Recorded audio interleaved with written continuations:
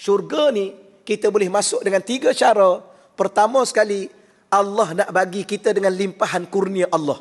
Yang kedua, kita boleh masuk syurga dengan rahmat Allah, kasihan belas Allah, kasih sayang Allah.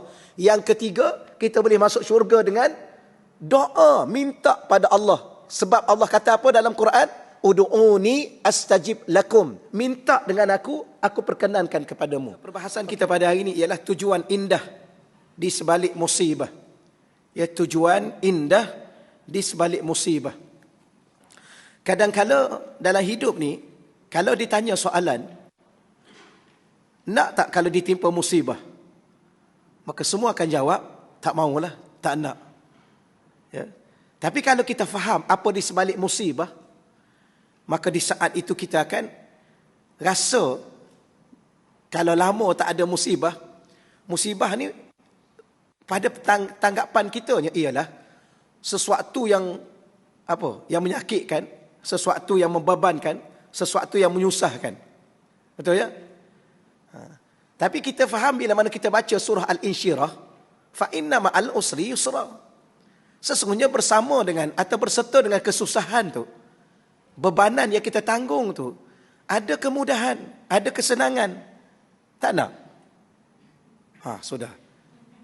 Baru fikir balik. Tapi kalau tanya soalan umum, saya tanya tuan-tuan tanya saya pun, saya tak nak, ustaz nak? Kita sudah. Nak tak musibah? Mesti kita akan termenung sekejap. Tak nak lah. Tapi kalau kita belajar, berapa ramai orang yang soleh, tak kira lah Nabi-Nabi Rasul-Rasul tu, mereka ni lagi lah. Mereka menunggu-nunggu musibah.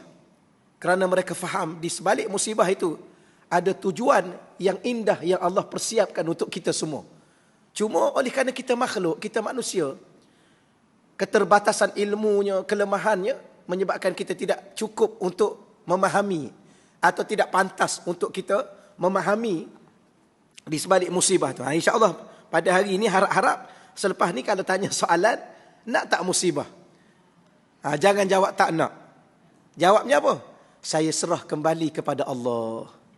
Kalau Allah lihat saya ni lebih baik, kadang waktunya ditimpa musibah, maka saya redalah. Tapi kalaulah saya ni mungkin barangkali kalau ditimpa musibah saya makin jauh dengan Allah, maka yang tu saya tak nak. Kalau musibah itu yang makin mendekatkan kita dengan Allah, yang tu kita akan menerimanya dan kita harap Allah bantu kita untuk melalui musibah tersebut. Daripada Sayyidatina Aisyah radhiyallahu anha, bahawasanya Rasulullah sallallahu alaihi wasallam bersabda, ma yusibul mu'min, tiada yang menimpa seorang yang beriman, min syaukah, daripada satu duri, fama fauqaha, atau yang lebih daripada itu. Lebih tu lebih kecil daripada itu atau lebih besar. Illa rafa'ahu Allah biha, melainkan Allah Azza wa Jalla akan mengangkat derajatnya, mengangkat kedudukannya. Kalau ada bahasa-bahasa lain, selalu kita guna perkataan apa? Mengangkat kemuliaan, kelebihan yang ada padanya, Allah akan angkat. Ataupun dengan musibah tersebut, hatta anhu biha khati'ah, Allah akan menggugurkan dosa daripadanya dengan musibah tersebut. Maknanya ada dua keadaan. Sama ada Allah angkat kemuliaan kita, kedudukan kita, darjat kita di sisi Allah. Baik, kalau kita tanya soalan, apa tujuan di sebalik Allah mengangkat darjat? Maknanya di akhirat nanti kita duk bercita-cita nak masuk syurga Firdaus. Syurga Firdaus tu ialah bagi orang yang tinggi darjatnya. Kalau orang yang rendah darjatnya, tak akan masuk syurga Firdaus. Sedangkan kita nak syurga Firdaus. Bukan tak nak syurga lain. Ya, syurga lain tu nak juga. Tapi kalau boleh, syurga Firdaus lah kan? Betul? Ke tak buat keputusan lagi nak masuk syurga mana? Ada orang ni dia macam ni. Saya ni ustaz, janji syurga je lah. Nampak sangat tak semangat. Nampak sangat cita-citanya terlalu rendah. Sebab tu saya ulang lagi sekali. Nabi dalam satu sabda Nabi mengatakan, Iza sa'altumul jannah, kalau kamu nak minta syurga. Maknanya apa di sini? Syurga ni kalau nak masuk, salah satu caranya minta. Dia ada tiga cara nak masuk syurga. Ya, 3 cara nak masuk syurga. Pertama, kurniaan Allah. Memang Allah nak bagi pada orang itu. Allah kan Tuhan yang maha kaya. Allah kan Tuhan yang maha pemurah. Memang dia nak bagi. Dia panggil al-fadlu, kelebihan, kurniaan, limpahan Allah nak bagi. Yang kedua, syurga ni boleh masuk dengan rahmat. Kasih sayang Allah. Kasihan belas Allah. Macam pagi-pagi ni lah dia kasihan kat kita kan. Kalau duduk kat rumah bolehlah minum-minum, main dengan cucu. Tapi datang juga duduk sini sekejap sebab nak belajar, nak tambah ilmu, nak tambah ibadah. Allah harap-harap Allah kasihan kepada kita. Yang ketiga, minta. Minta syurga, langsung minta. Ya Allah, masukkan aku ke syurga, ya Allah. Jadi syurga ni, saya ulang lagi sekali. Syurga ni, kita boleh masuk dengan 3 cara. Pertama sekali, Allah nak bagi kita dengan limpahan kurnia Allah. Yang kedua, kita boleh masuk syurga dengan rahmat Allah, kasihan belas Allah, kasih sayang Allah. Yang ketiga, kita boleh masuk syurga dengan doa, minta pada Allah. Sebab Allah kata apa dalam Quran? Udu'uni astajib lakum. Minta dengan aku perkenankan kepadamu. Okey, baik. Baginda Nabi ni, dia ajar kita cara minta syurga. Antaranya cara ialah Allahumma inna nas'aluka ridhaka wal jannah. Cuma Nabi tambah lagi huraiannya. Kalau nak masuk syurga, atau kalau nak minta syurga, Nabi mengatakan, iza ta'altumul jannah fas'alul firdaus. Kalau kamu nak minta syurga, minta syurga firdaus. Tetapi untuk menyokong kita, kita dah minta, ya Allah, masukkan aku ke dalam syurga firdaus, ya Allah. Tolonglah, ya Allah. Aku tahu aku tak layak, ya Allah. Aku tahu dosa aku banyak. Aku tahu ibadah aku tidak banyak. Dahlah tak banyak, tak apa lagi. Kurang khusyuk. Tapi aku nak masuk syurga firdaus, ya Allah.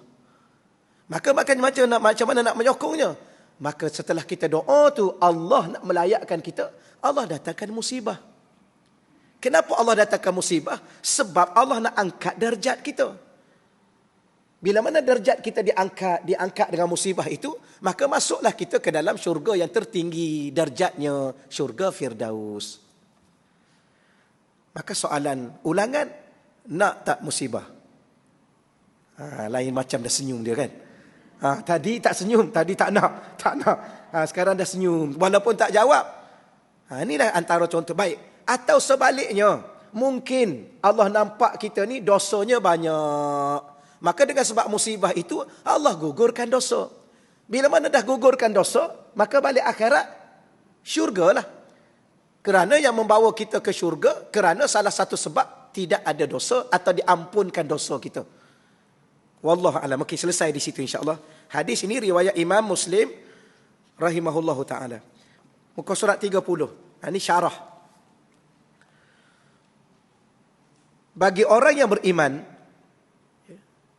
beriman kepada Allah, dalam bahasa Arab disebut mukmin. Bagi orang mukmin, orang lelaki, orang perempuan mukminah. Ya, jadi kalau kita nak terjemah dua-duanya, bagi orang lelaki dan orang-orang perempuan yang beriman, menghadapi musibah itu memang pedih, memang sedih dan letih. Namun di sebaliknya ada keindahan tujuan. Jadi kadang-kala di saat kita pedih pada hati kita, sedih pada jiwa kita, letih pada tubuh badan kita, kadang-kala kita kena ingat bahawa ada sesuatu tujuan yang terindah yang Allah Ta'ala persiapkan untuk kita. Bila? Kalau tidak di dunia pun akan sampai satu waktunya di akhirat nanti. Tapi kalau tanya bila nak sampai akhirat, bila-bila masa. Mati kita, masuk ke alam barzah, itulah antara dunia dan akhirat. Bahkan di alam barzah tu pun kita dah dapat dah tujuan-tujuan ujian yang Allah beri kepada kita. Salah satunya Allah letak kita di taman-taman syurga Allah Subhanahu wa taala. Baik, jelas berdasarkan hadis ini apa sahaja musibah, apa sahaja musibah. Jangan tanya musibah yang mana tu, apa sahaja musibah. Sehingga daripada sekecil-kecil musibah yang tidak dipandang oleh insan, seperti kaki tertusuk duri sekalipun, nilainya besar di sisi Allah Subhanahu wa taala, iaitu untuk mengangkat darjat seseorang hamba di sisinya, di sisi Allah, atau menggugurkan dosa daripadanya dengan musibah tersebut. Kita ni kalau tercucuk duri, tercucuk jarum lah, lebih kurang kan, duk jahit, tercucuk sikit. Nak tulis dalam Facebook ke? Nak buat TikTok ke? Konten hari ni, saya tercucuk duri. Buat malu je. Ya, sebab benda tu kecil. Rupa-rupanya kecil pada pandangan zahir kita, tetapi di sisi Allah besar. Allah nak angkat darjat kita. Allah nak gugurkan dosa kita. Hidup ni salah satu benda yang paling bernilai. Allah gugurkan dosa. Ini kita kena faham. Di saat Allah gugurkan dosa, apa maksud? Allah nak bawa kita ke syurga.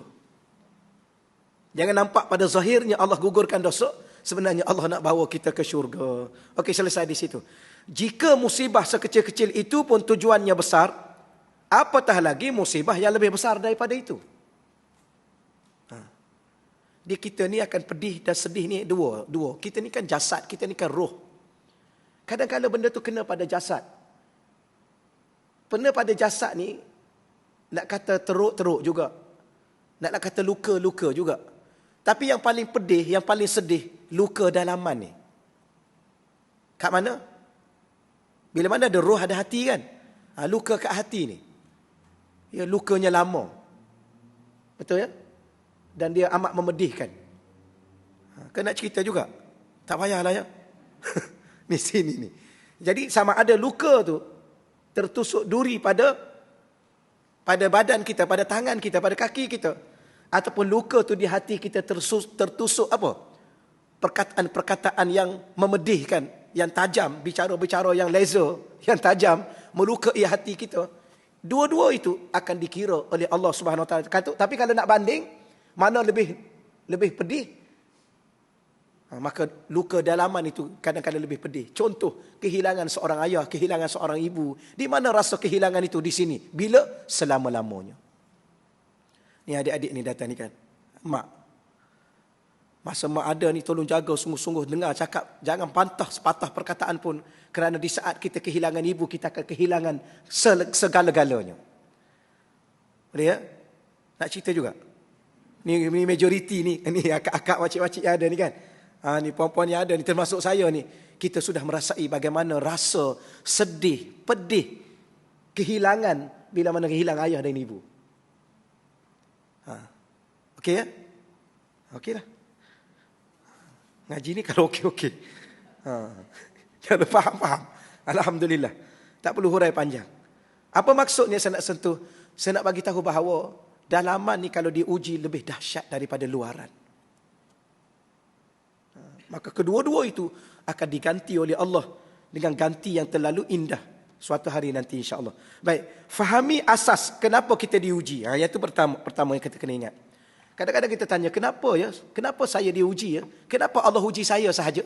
Tu ya soalan-soalan yang tak sepatutnya. Dia tanya kenapa? Tak boleh tanya kenapa kepada Allah. Siapa yang menguji kita? Allah. Jangan pernah bertanya kenapa Allah uji kita. Kenapa? Kenapa tak boleh tanya? Kerana dia Allah, kita hamba. Kerana dia yang mencipta kita. Maka kita milik dia. Maka ikut suka dia lah dia nak uji kita. Tapi dia uji kita, bukan dia nak persia-siakan kita. Ingat ada satu ayat tu. Ada satu ayat tu apa? Allahumma salli ala sayyidina Muhammad.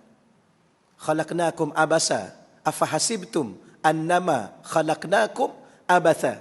Apakah kamu menyangka kami cipta kamu sia-sia? Tak. Allah tak cipta kita sia-sia dan Allah tidak akan mensia-siakan kita, mempersia-siakan kita. Tak. Maknanya setiap apa yang berlaku ke atas diri kita, jangan pernah tanya kenapa Allah buat macam ni kepada saya. Jangan. Ada sesuatu yang Allah nak beri kepada kita, anugerahkan kepada kita. Maka salah satu sebab, faham kenapa kita diuji. Bukan Allah tidak tahu hakikat kita. Tetapi kitalah selalu lupa hakikat kehambaan diri kita. Ya. Ni kita kena faham, Allah ni, dia tahu siapa kita. Siapa kita ni? Lemah. Kita kan makhluk Allah. Allah yang cipta kita. Macam mana Allah cipta kita? Lemah. Kalau lemah, kenapa Allah nak uji kita? Supaya kita sedar siapa diri kita. Sebab ada orang, dia tak sedar siapa diri dia. Dia rasa dia kuat, dia rasa dia hebat, dia rasa dia apa? Macam-macam dia rasa. Akhir sekali Allah uji dengan satu ujian, dia sendiri pun tak mampu nak menghadapinya. Di mana kekuatan itu? Yang kononnya sebelum ni rasa mendakwa diri hebat. Di mana? Maka Allah nak sedarkan siapa diri kita tidak lebih daripada seorang hamba. Itu salah satunya Allah uji kita. Supaya apa? Sedar diri. Okey ya? Dah sedar dah diri? Jangan tak sedar diri. Rasa hebat, rasa kaya, rasa pandai, rasa bijak. Akhir sekali memperbodohkan orang. Kenapa? Dah rasa terlalu bijak. Ni dunia hari ni, kita tengok dunia hari ni. Sikit lagi kena lah tu. Ya ke? Ya, tunggu masa.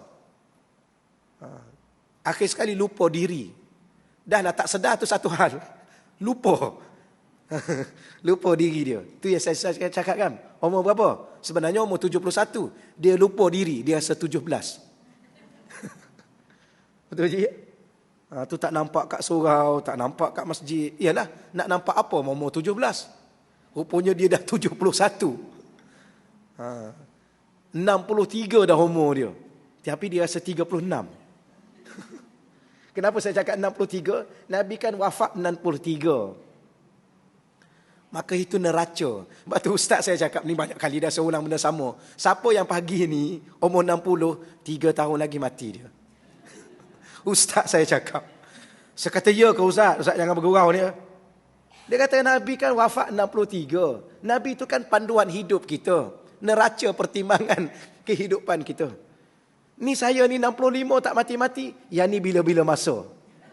Kan? Dah 60 ada 3 lagi. Kalau dah lebih 63, 64, 65. Ini bila-bila masa. Yang macam saya ni. Ni adik ni. Paling muda ni rasanya kan. Umur berapa? 15. Ni lambat lagi mati. Ni pun lambat ni. Dua orang ni lambat lagi. Ya ke? Ni dia panggil apa ni? Bicara hukum adat. Hukum ni kan ada 3. Pertama hukum syarak. Yang kedua hukum akal. Yang ketiga hukum adat. Adat bercakap. Macam tu lah. Maka bersiap sedia lah. Yang 60, 3 tahun lagi. Itu ustaz saya cakap, jangan marah kat saya. Allah tahu siapa kita, lemah, banyak lupa, banyak tersilap. Tapi kenapa Allah uji? Allah nak sedarkan agar kita jangan lupa pada Allah, bahawa kita adalah hamba kepada Allah. Dan seluruh hidup kita di bawah kekuasaan Allah. Dan seluruh perjalanan hidup ini di dalam ketentuan Allah. Maka hadapilah dengan Allah. Apa makna hadapi dengan Allah? Dengan minta bantuan Allah, minta taufik hidayah Allah, bergantung sepenuhnya kepada Allah. Okey, selesai. Maka pada ujianlah seseorang pendakwa lagi penipu dapat dibezakan daripada seseorang yang jujur lagi benar dalam pengakuannya terhadap keimanannya kepada Allah. Dia mengaku dia beriman pada Allah, maka Allah uji. Salah satu Allah uji dengan ujian. Setelah Allah uji dengan sebuah ujian, dengan sebuah musibah, maka ke mana dia akan pergi? Kepada Allah. Itulah orang beriman. Tapi kalau diuji, dia masih lagi mendakwa dia boleh, mampu menghadapinya. Kami ada segala teknologi. InsyaAllah gempa bumi yang akan datang nanti, kita sudah bersedia. Tengoklah nanti. Kan? Kita dah ubah balik struktur bangunan kita. Kita dah ada apa? Amaran gempa bumi. Kita dah siap semua. Tolong ready lah. Ready lah. Akan datang lebih besar daripada itu. Ya. Macam tsunami. Dia datang 2 package. Gempa bumi, okey. Gempa bumi dan tsunami-nya sekali. Macam mana? Sebab tu jangan mendakwa diri itu hebat. Akuilah diri itu lemah dan sangat-sangat berharap kepada Allah. Itulah Allah uji kita. Siapa kita pun, lelaki ke perempuan ke, apa ilmu yang ada pada kita, apa kekuatan, kekayaan apa pun, tak mampu. Tengok Qarun. Mana kekayaan dia yang mampu membantu dia di saat dia dihumban ke dalam tanah, dibenam ke dalam tanah? Mana? Mana kekuatan Firaun di saat Allah tenggelamkan dia dalam laut? Allah sumbat dalam mulut dia tanah. Mana? Dengan ribuan, puluhan ribu dia bawa tentera dia. Seorang tentera dia pun tak mampu bantu dia. Kenapa? Yang mampu bantu dia adalah hanya Allah. Tapi dah dia degil, dia mengaku dia tu Tuhan. Tuhan apa tenggelam dalam laut? Maknanya laut tu yang jadi Tuhan dia. Dia ditenggelamkan oleh laut. Betul ya? Okey, setakat tu. Seterusnya, di sebalik tujuan itu semua ada maksud yang lebih besar, iaitu kecintaan Maha Pencipta sebagaimana disebut dalam hadis di atas. Baik, yang tadi maknanya ada dua. Yang pertama, kenapa Allah uji kita? Allah nak sedarkan kita, nak insafkan kita. Yang kedua sebenarnya, yang paling besar, yang paling tinggi tujuannya, Allah nak zahirkan cinta dia kepada kita. Sayang dia kepada kita. Kerana dia nampak kita terlalu lalai sangat. Leka sangat. Maka Allah uji kita kerana Allah sayang agar kita tak sentiasa dan berterusan lalai. Macam anak-anak ni lah kan, kalau dah degil sangat kan, cubit juga kan. Kenapa mama cubit? Sebab lalai. Jangan tanya lagi, kenapa mama cubit saya? Yelah, dah degil kan, cubitlah. Kenapa tu sebenarnya? Ayah kita, mama kita, papa kita sayang pada kita, tak nak kita lalai. Ya adik ya? Maka di saat ayah rotan, terima kasih ayah. Rotan saya. Sebab saya rasanya dah lalai. Dengan apa? Dengan 2 biji guli namanya latu-latu. Orang dulu main guli satu aja. So, masukkan. Ingat tak main guli dulu? Orang sekarang lagi lalai. Dua sekaligus dia main. Takat tu dulu. Betul kan? Lalai. Maka ayah kita cubit kita, marah kita.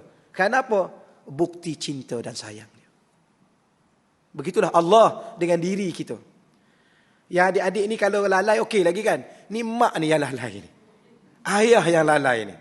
Ini yang siapa. Kalau anak kita lalai, anak kita leka, kita yang ingatkan. Kalau kita yang lalai, kalau isteri yang lalai, kita suami kena ingatkan dia. Kalau suami yang lalai,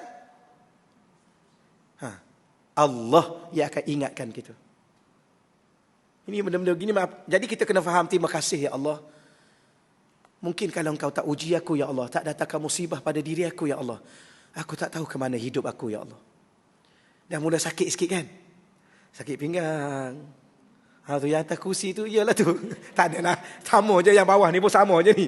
Ya, betul. Kadang-kadang duduk bawah pun sakit, duduk atas kursi pun sakit. Betul. Baring pun sakit. Apa tu? Allah dah tegur kita sedikit. Sudahlah. Apa maksudnya? Usia dah tua dah. Dahlah. Banyak-banyaklah baca Quran.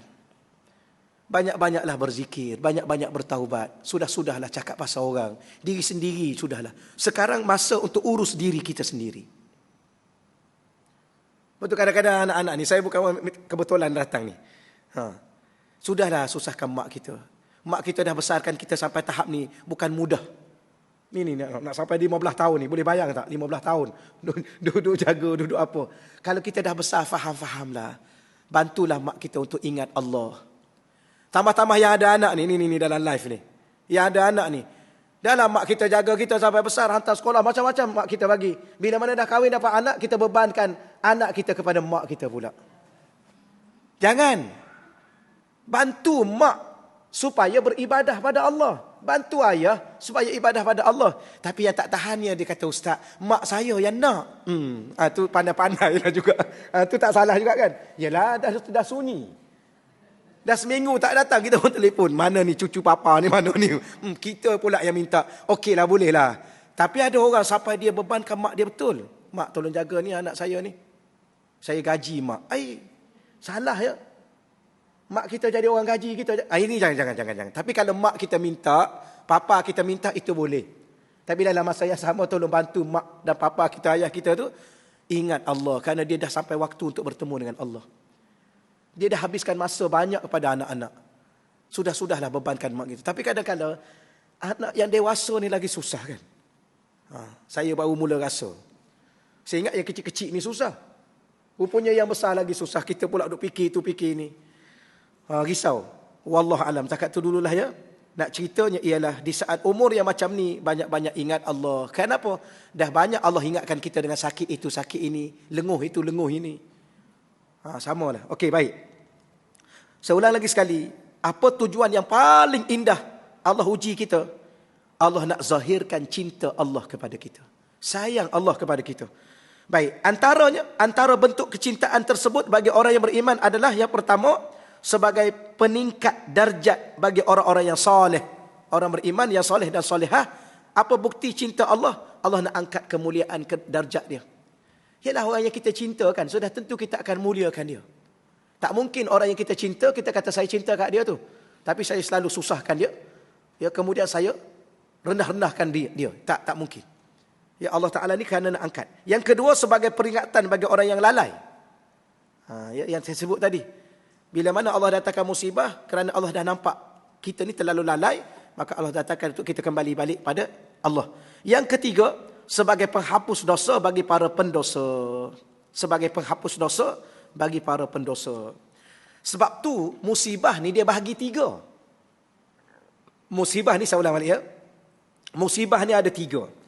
Kalau musibah itu ditimpa kepada orang mukmin, soleh, solehah, maka ia dinamakan ujian. Ujian.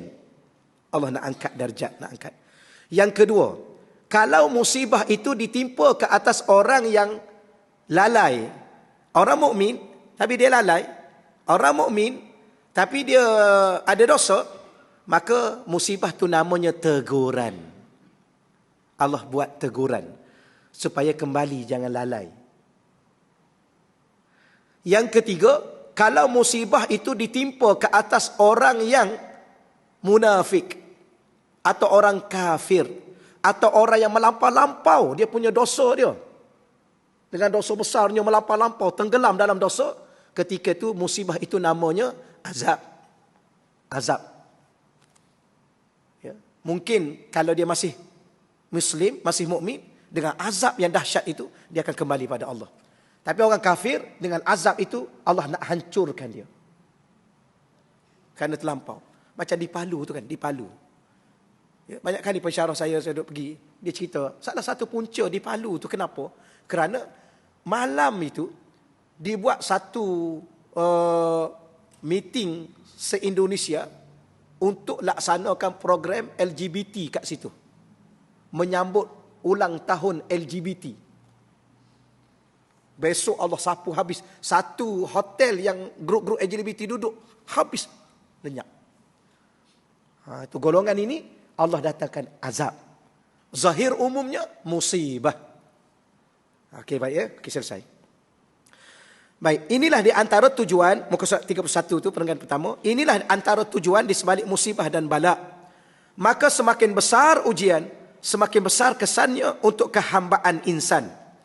Sama ada untuk manfaat di dunia sebagai penghapus dosa dan peringatan terhadap kelalaian, ataupun untuk di akhirat sebagai sebab tingkatan-tingkatan darjat kedudukan dan ganjaran pahala. Okey ya, tolong catik di sini. Tapi bicara kita hari ini, yang saya sebut 3 golongan tadi, bicara kita pagi ini musibah yang kena kepada orang mukmin.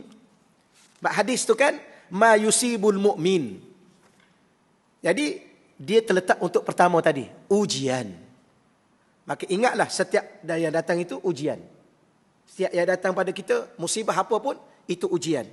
Kenapa Allah uji kita? Nak angkat darjat kita. Okey, selesai. Gugur dosa. Itu satu tajuk khusus di sini. Antara salah satu perkara yang kita kena doa sungguh-sungguh. Saya banyak kali ulang untuk diri saya, untuk tuan-tuan dan puan-puan. Minta doa dengan Allah bersungguh-sungguh. Ya Allah, tolong jangan matikan aku, ya Allah, sebelum Engkau ampun semua dosa-dosa aku, ya Allah. Dan di saat sampai ajal aku, ya Allah, Engkau matikan aku, maka ketika itulah aku harap Engkau ampun dah semua dosa-dosa aku. Tolonglah ya Allah, jangan matikan aku dalam keadaan aku masih dosa, banyak dosa, sehingga aku terpaksa bawa dosa bertemu denganmu, ya Allah. Tolonglah ya Allah. Ini kena selalu ulang ya, selalu ulang. Sebab tu ada satu tajuk dalam kehidupan kita ni sebagai seorang mukmin, Nabi sendiri tegaskan pada kita, tajuknya gugur dosa. Okey, baik. Banyak hadis yang lain menjelaskan bahawasanya antara tujuan musibah ditimpa ke atas ataupun kepada seorang hamba ialah untuk menggugurkan dosa-dosa dan memberi keampunan kepadanya. Boleh ya? Baik tuan-tuan, saya minta izin minum sikit ya. Saya ni daripada dulu saya jaga banyak tempat pun saya bagi tahu. Saya tak minum masa mengajar ni. Rugi masa. Ni dah rugi 2-3 saat masa tuan-tuan. Jadi saya kena minta izin lah sebab ni masa tuan-tuan dan puan-puan ni. Hari ni hari Rabu kan? Hari Rabu. Kadang-kadang kena tengok juga. Nanti minta izin minum hari Isnin. Lain macam kan? Atau hari Khamis. Allahumma salli ala sayyidina Muhammad.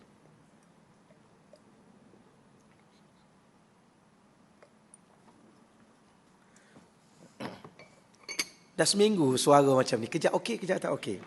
Panas dah. Allah. Baik, kita teruskan ya. Sayyidina Ibnu Mas'ud. Ya, Sayyidina Ibnu Mas'ud. Abdullah bin Mas'ud namanya, Abdullah bin Mas'ud radhiyallahu anhu. Seingat saya kisah beliaunya, satu kali dia jumpa dengan Nabi nak pergi solat. Kemudian dia tengok Nabi tak bawa sugi. Sugi tu biasanya orang Arab dia letak kat sini. Ya, orang Arab dia letak kat sini. Kalau orang Malaysia dia letak rokok sini. Okay. Betul ya. Rokok sini. Ada lagi tak yang letak kat sini? Orang panggil kenapa dia letak rokok kat situ? Sebab dia menunjukkan dia ni tak dengar cakap. Tak adalah, tu seringan sikit. Dia nampak Nabi tak bawa, maka dia kata, wahai Rasulullah, aku nampak engkau tak bawa sugi. Tak apalah, aku tolong dapatkan. Maka dia panjat satu pokok. Ya, kan ranting-ranting pokok kan. Ada nama dia, saya tak ingat. Kemudian dia panjat. Bila mana dia panjat pokok tu nak ambil kayu sugi tu, terselak sikit jubah dia. Maka sahabat tengok jubah dia, betis dia ni. Bila mana terselak nampak betis. Betis dia kecil. Betis dia tu kecil. Kurus, jenis kurus, betis kurus. Sahabat pun ketawa lah. Nabi tanya, kenapa kamu ketawa? Tu tengok betis dia kecil. Kau harapkan dia itu. Baik. Dia kata, kamu tahu tak betis dia yang kecil tu, kalau ditimbang dengan dunia dan seisinya, berat betis dia. Nilai. Itu Sayyidina Ibnu Mas'ud, sahabat baginda Nabi. Okey ya. Ialah sahabat baginda Nabi, nak tunjuk ini kelebihan dia, ni kelebihan dia. Nilai dia apa tak tahu, itu nilai dia. Macam Sayyidina Bilal bin Rabah lah. Ya, dia tak mati lagi. Nabi dah dengar tapak kaki dia dalam syurga. Itu nilai dia. Lepas tu saya selalu tanya kan, dia ni siapa ni? Negro. Rambut kerinting, bibir tebal, hidung besar, hitam pula. Tu saya selalu ingat saya cerita. Masa saya di Mesir dulu, saya tingkat bawah. Dia panggil Ardi. Tingkat bawah. Tingkat 3 tu ada daripada Nigeria ke daripada mana? Pelajar Azhar juga. Pelajar Al-Azhar. Kuliah syariah. Negro lah. Kadang-kadang boring-boring saya naik atas. Dia ni orang-orang, kita nampak orang kulit hitam ni satu sudut dia miskin kan. Tapi kalau yang dia dah boleh pergi belajar tu memang orang kaya, anak orang kaya. Saya naik atas, baru saya tahu, ni kali pertama saya naik, baru saya tahu. Rupanya dia beli yang kalau kita apa tu? Allah, yang nak dapat siaran banyak tu, piring tu. Dia panggil apa ya? Bukan area. Ni piring ni macam ni piring ni.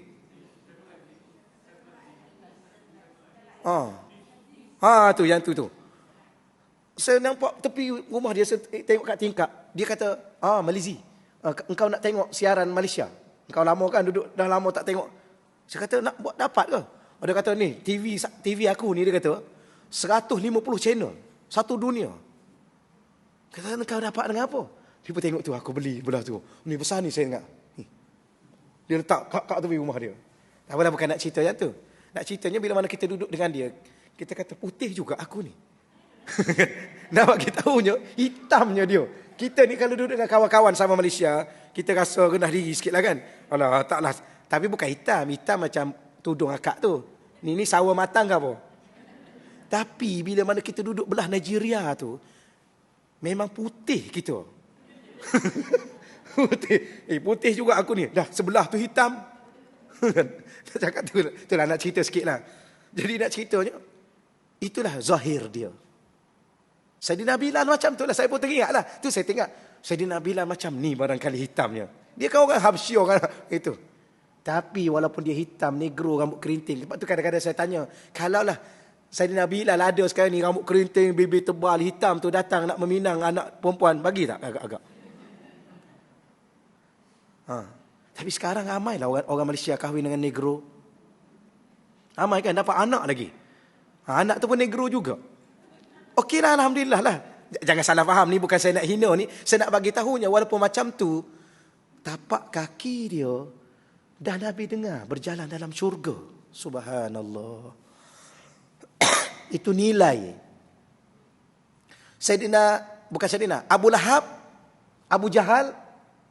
Kalau saya tanya tuan-tuan kan, tuan-tuan agak-agak lah, puan-puan agak-agak. Abu Jahal ni, Abu Lahab ni, handsome tak agak-agak? Mesti handsome. Keturunan bangsawan, Quraisy. Bapa saudara Nabi. Handsome, mesti handsome lah. Betul ya? Agak-agak kalau dia datang sekarang ni nak tak? Mestilah. Kan? Arab Quraisy, Arab bangsawan. Subhanallah, Arab bangsawan ni jangan tuan-tuan. Cantik, kaya tu satu hal. Handsome, cantik. Tu yang kawan saya cakap tu. Dia tengok ada seorang perempuan bangsawan Syria dalam Masjidil Haram, dia tengok. Okey. Ya. Dia tengok apa? Dia kata, aku tengok ada seorang perempuan bangsawan jalan dalam Masjidil Haram. Dia cakap apa? Meleleh air liur, dia kata. Kita kat itulah insya-Allah ya. Itu di antara kita nak bagi tahu ni nilai ya, nilai. Kita sebut benda begitu bukan hina tidak, tapi nilai. Di sisi Allah. Walaupun kita rasa kita cantik pada zahirnya, kaya pada zahirnya, maka belum tentu Allah Subhanahu wa taala meletakkan kita pada nilai yang hebat. Itulah Saidina Abdullah bin Mas'ud. Okey, baik. Maka Saidina bin Mas'ud radhiyallahu anhu meriwayatkan bahawa Rasulullah sallallahu alaihi wasallam bersabda, "Ma min muslim yusibuhu adha min maradin fama siwahu illa hattallahu bihi sayyiatihi kama tahuttu syajaratu waraqaha."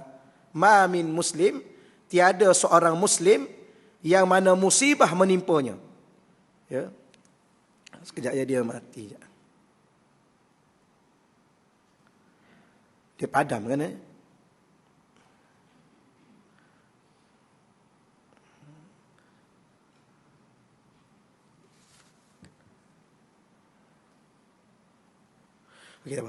Ma ni dia panggil ma nafi. Kalau dalam bahasa Arab ni, Allahumma salli ala sayyidina Muhammad. Kalau ada ma, selepasnya kita baca semua sekali ayat tu ada illa. Ada perkataan illa dalam satu ayat. Maka ma itu dinamakan ma nafi. Apa makna ma nafi? Menidakkan. Maka tidak ada seorang muslim, mana-mana muslim sekalipun. Jangan tanya muslim yang mana, sebab di dalam tu dia tidak letak alif dengan lam. Itu cara nak faham. Maka tidak ada seorang muslim, siapa sekalipun, kita semua ni, tak kira siapa, yusibuhu adha. Ya, yusibuhu adha, yang ditimpa dengan satu musibah. Dan musibah itu dalam bentuk adha, dalam bentuk sakit, sama ada sakit. Min maradin. Mahupun selainnya. Fama siwahu. Ya, sama ada sakit dalam bentuk apa saja penyakit. Ataupun selain daripada itu. Illa melainkan hattallah. Allah sendiri akan gugurkan bihi dengan sakit itu, dengan sebab sakit itu, sayyiatihi, segala kesalahan-kesalahannya. Bukan satu kesalahan, segala kesalahan-kesalahan dia. Sebab sayyi'ah satu kesalahan. Sayyiatihi, semua kesalahan-kesalahan dia. Baik, kama tahuttu syajaratu, sebagaimana gugurnya pokok warakaha akan daun-daunnya.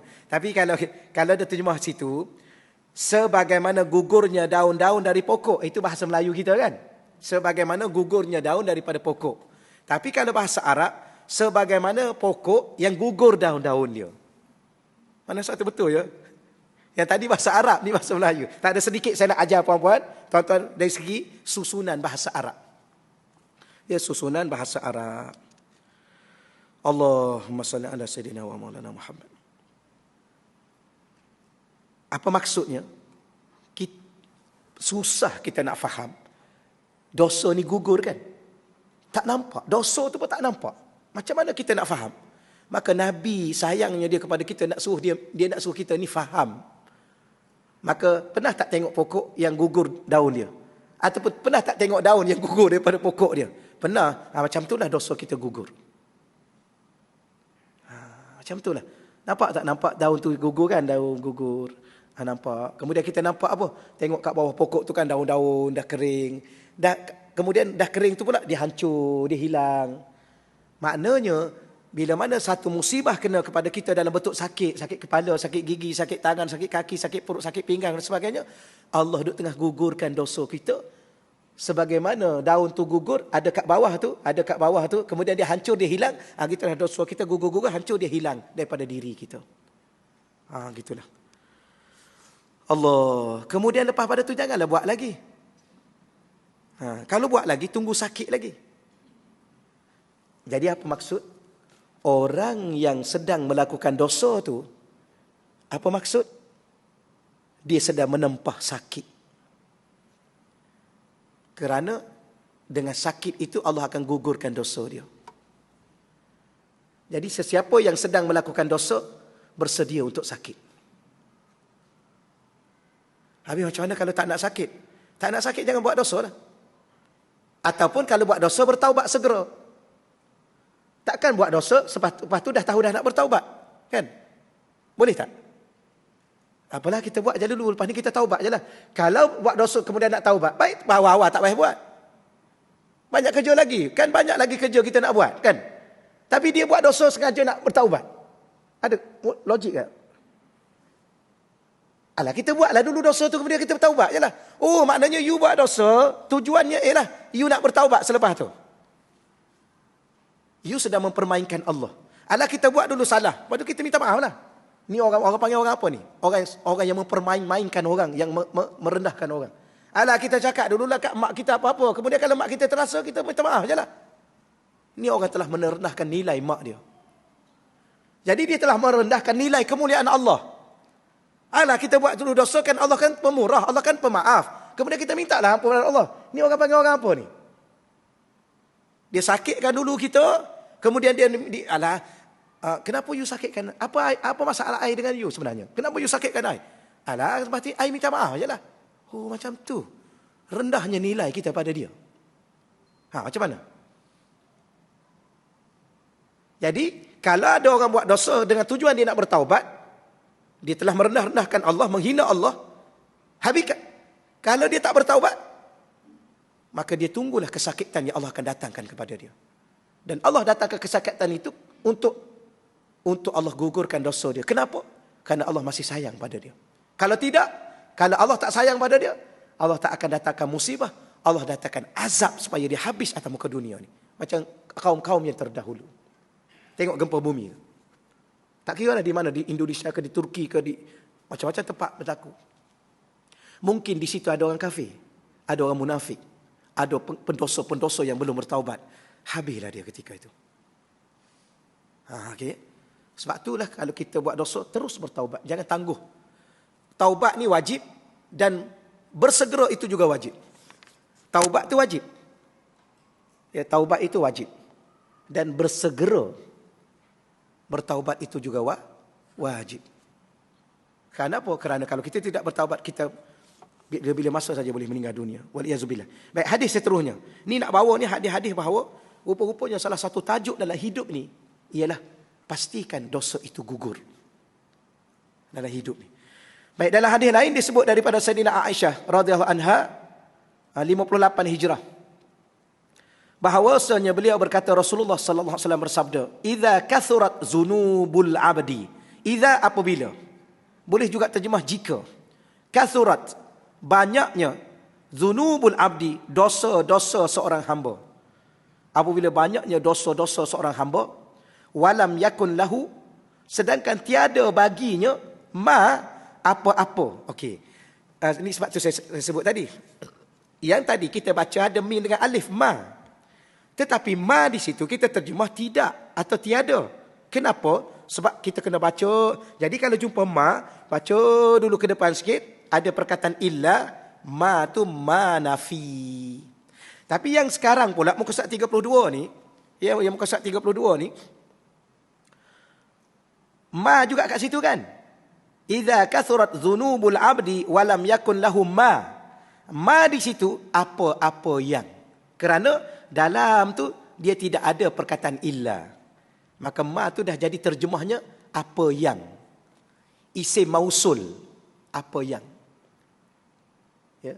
Kalau dulu orang terjemah barang yang. Dulu kan, orang zaman dulu terjemah ma tu ma apa? Ma barang. Ma benda, ma perkara, ma barang. Tapi orang sekarang dia permain-mainkan apa barang. Jadi orang zaman dulu itu. Tapi akhir sekali kita terjemah dengan bahasa sekarang yang sesuai apa yang. Jadi tiada baginya apa yang, apa makna apa di situ? Amalan-amalan yang menjadi penghapus dosa-dosa tersebut. Jadi begini. Bila mana seseorang itu ada dosa, pertama dia istighfar atau dia taubat. Okey, dia tak istighfar, dia tak taubat.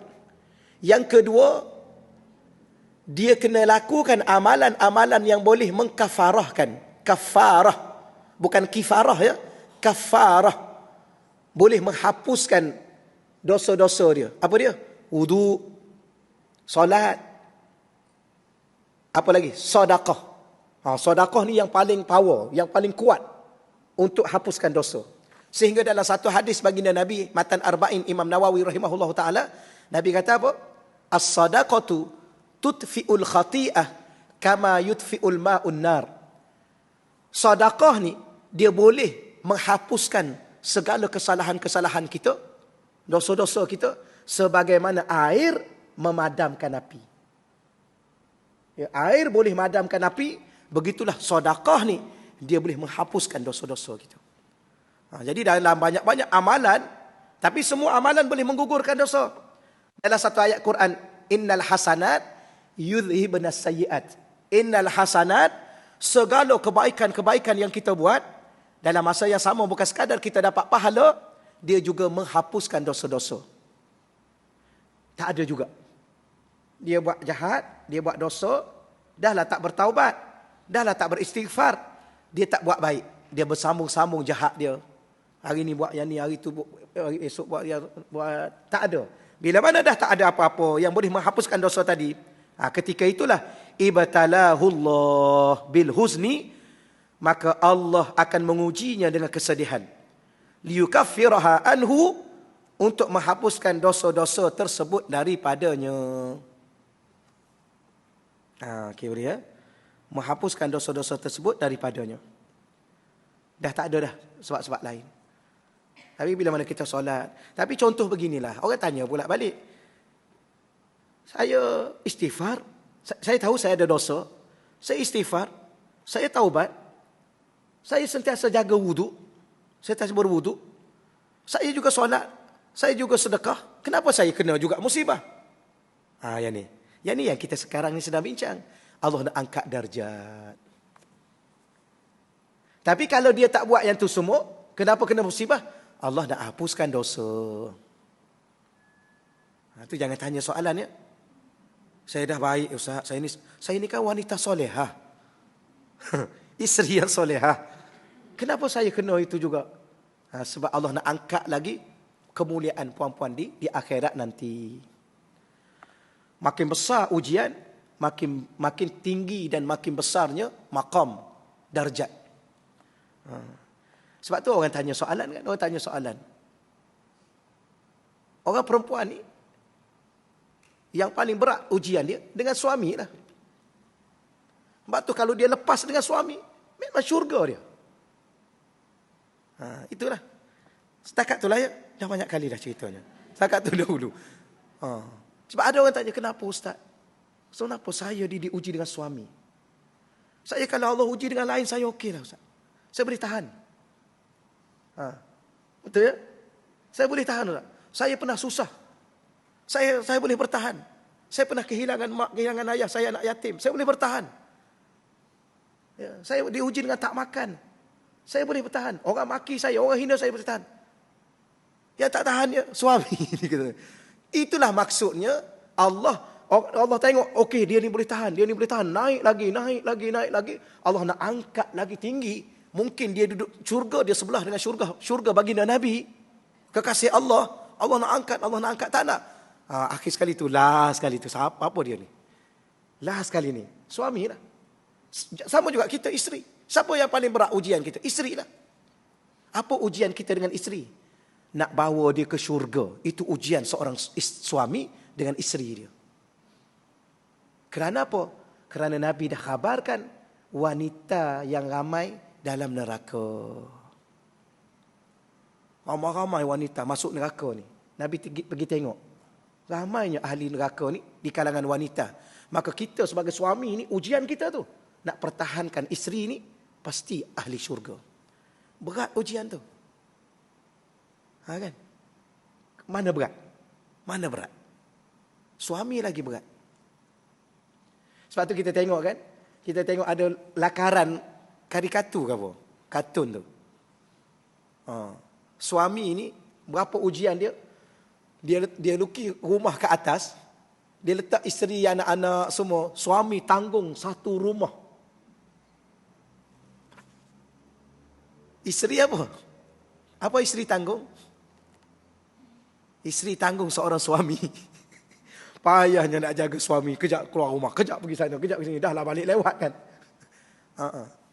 Tapi suami ni tanggung satu rumah ni. Semua anak-anak ni bawah tanggungan suami. Ke mana? Nak pastikan ke syurga. Dalam dunia macam ni. Dalam dunia yang macam ni. Okeylah. Sebab tu suami yang kahwin satu lagi. Kahwin dua kan. Dua dia kena tanggung. Yang seorang ni pun terhege-hege kan. Betul kadang-kadang saya cakap. Yang jaga yang seorang tu terhege-hege. Ustaz tahu mana keluarga saya. Alah, kalau dah tak nampak kat surau 5 waktu, tak nampak kat masjid 5 waktu, nampak satu aja waktu, kadang-kadang tak nampak langsung, terhege-hege lah tu. Betul. Sebab tu kita ni kan suami fardu kifayah. Fardu. Maknanya apa? Kita datang seorang, dah selesai, keluarga kita tak payah. Bukan satu kampung. Kita ni wakil keluarga. Hantar ke surau seorang. Ini pandangan saya ya. Suami dalam sebuah keluarga, wakil keluarga tu hantar ke rumah Allah. Pergi mengadu kepada Allah. Ya Allah, aku datang bertemumu ya Allah. Aku tinggalkan anak dan isteri aku di rumah ya Allah. Yang perempuan lah, yang lelaki bawa sama. Sebab dia juga akan jadi ketua keluarga selepas itu. Ajar dia awal-awal. Ya Allah, tolong bantu aku ya Allah. Kerana engkau bagi amanah kepada aku di rumah aku ni ya Allah, isterinya, anak perempuannya, anak lelakinya. Untuk aku bawa mereka ke syurga ya Allah. Bantu, ni kita wakil. Bukan kata satu taman tu wakil imam dengan Bilal aja pergi. Saya pergi tanya ada satu taman tu. Kuliah subuh. Belah-belah Puchong. Saya pergi tengok. Kadang-kadang saya tengok, saya kira juga tengok. Kira. Satu taman kuliah subuh ada hari Ahad pula tu. Hari Minggu kan. Satu taman ada 15 orang.